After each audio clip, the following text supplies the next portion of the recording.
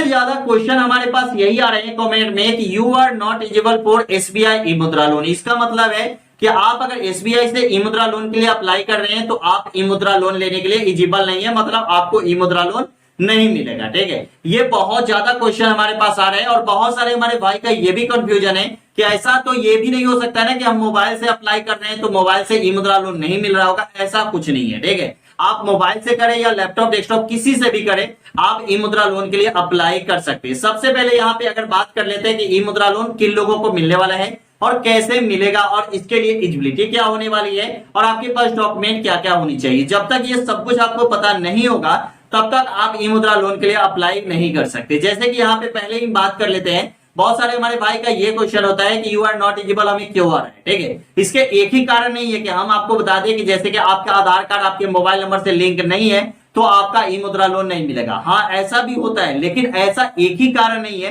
ऐसा भी हो सकता है कि आपका यू आर नॉट एलिजिबल का ऑप्शन आ रहा है और आपका आधार कार्ड में मोबाइल नंबर लिंक है, फिर भी आपको यहाँ पे ई मुद्रा लोन के लिए जब भी आप अप्लाई करने जाते हैं तो वहां पे आपसे मांगा जाता है या आप बताया जाता है you are not eligible for e Mudra loan. ठीक है, इसका मतलब है कि आप ई मुद्रा लोन के लिए अप्लाई नहीं कर सकते और यहाँ पे एलिजिबल नहीं है और यहाँ पे आपका आधार कार्ड में मोबाइल नंबर लिंक भी है तभी पर। ठीक है, यहाँ पे ये भी हो सकता है कि आपका मोबाइल नंबर जो है वो आपके बैंक अकाउंट से लिंक नहीं है जिसके कारण ओटीपी नहीं आ रहा है। ठीक है, उसके बाद भी आपको यही पूछने देखने को मिलेगा कि you are not eligible for e Mudra loan. ठीक है, तो आपके बैंक अकाउंट में आधार कार्ड और पैन कार्ड लिंक होना चाहिए, तब जाके आपको ई मुद्रा लोन के लिए अप्लाई कर सकते हैं। आपका आधार कार्ड आपके मोबाइल नंबर से लिंक होना चाहिए, तब जाके आप ई मुद्रा लोन के लिए अप्लाई कर सकते हैं। तीसरा यहाँ पे है कि आपका आधार बैंक जो पासबुक है, ठीक है, उसमें भी बैंक में भी आपको ई मुद्रा लोन के लिए अप्लाई जब करने जाते हैं तो बैंक का में भी आपका मोबाइल नंबर लिंक होना चाहिए। ठीक है, ये सभी कुछ हो गया। ठीक है, अब यहाँ पे बात करते हैं कि एलिजिबिलिटी क्या होने वाली है। सबसे पहले ये जान लीजिए,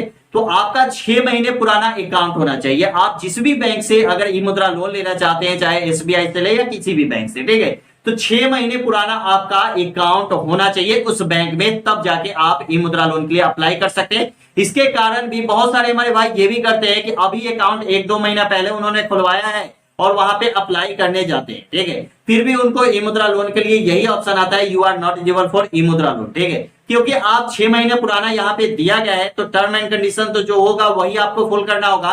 तो यहाँ पे आपको देख लीजिए कि यू आर नॉट एलिजिबल का ऑप्शन इसलिए भी आ सकता है, आपका 6 महीने पुराना अकाउंट नहीं होगा तब भी आपको आ सकता है। ठीक है, तो आपका अकाउंट अगर 6 महीने 7 महीने 8 महीने पुराना है तब आपको ई मुद्रा लोन के लिए अप्लाई कर सकते हैं और यू आर नॉट एलिजिबल का ऑप्शन नहीं है। अब दूसरा ये भी है, और भी बहुत सारे कारण है यहाँ पे, अगर आपका ई मुद्रा लोन के लिए अप्लाई करते हैं और यू आर नॉट एलिजिबल का ऑप्शन आता है, ये कारण एक और भी है।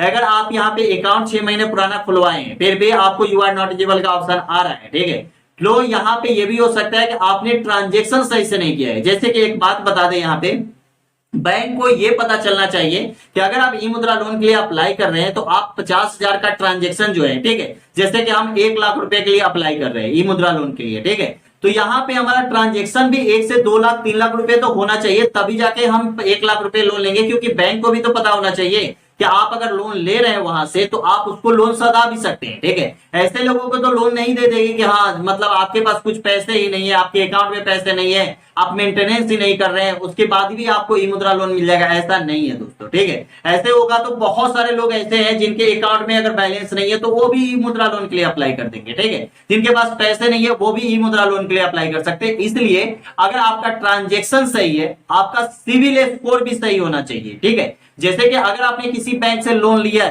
ठीक है, और अगर आप डिफॉल्टर है, उस बैंक को लोन आपने नहीं सुधाया है, अभी तक नहीं सधाया है और आपका सिविल स्कोर डाउन हो चुका है, ठीक है, फिर भी आपको ई मुद्रा लोन के लिए अप्लाई नहीं कर सकते। ठीक है, अब यहाँ पे एक बात और बता दें, अगर आप ई मुद्रा लोन के लिए अप्लाई जब करने जाते हैं तो यहाँ पे दोस्तों आपके पास क्या होना चाहिए, एक 2 गधा सर्टिफिकेट होना चाहिए जो सभी लोगों को बिल्कुल फ्री में बनता है। और ई मुद्रा लोन के लिए अप्लाई करने के लिए चाहे कोई भी आप लोन अगर बिजनेस लोन ले रहे हैं तो वहां पे आपके पास 2 गधा सर्टिफिकेट होना ही चाहिए। ठीक है, अब ये इन सभी चीजें के होने के बाद आपको ई मुद्रा लोन के लिए अप्लाई करके आप ई मुद्रा लोन बहुत आसान तरीके से ले सकते हैं। क्योंकि अप्लाई करने का पूरा प्रोसेस मैंने बता दिया, आपको यू आर नॉट एलिजिबल का ऑप्शन क्यों आ रहा है ये भी मैंने बता दिया।